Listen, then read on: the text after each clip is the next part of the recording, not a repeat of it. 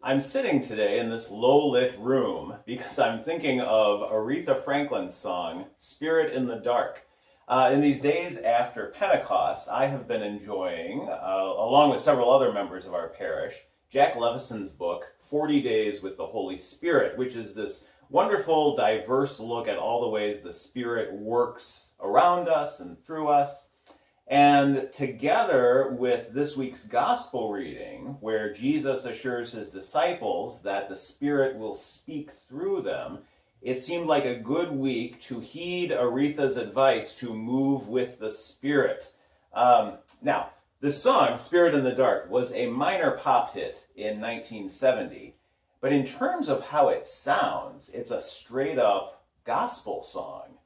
Her producer, Jerry Wexler, said about the song that it's Aretha conducting church right in the middle of the smoky nightclub.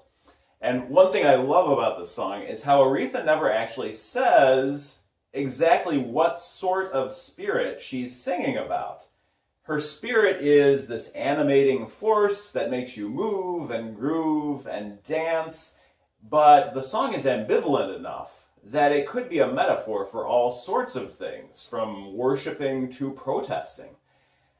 In fact, a professor at Columbia University, Joseph Sorit, has written a whole book called Spirit in the Dark about how religion has shaped Black literature in the 20th century.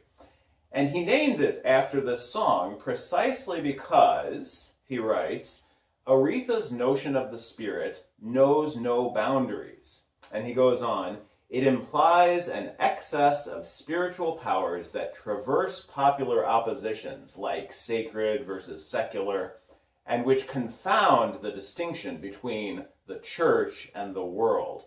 And he concludes, the song provided a brilliant, beautiful, and definitive enactment of Afro-modernity in all its complexities, contradictions, and creative possibilities, unquote. So, you should definitely look up Aretha Franklin's performances of Spirit in the Dark, both on the album of the same name and then the live performance in 1971 at the Fillmore, where she went out into the audience and brought Ray Charles up on stage to play along on this song that he had never played on before. And it definitely worth hearing.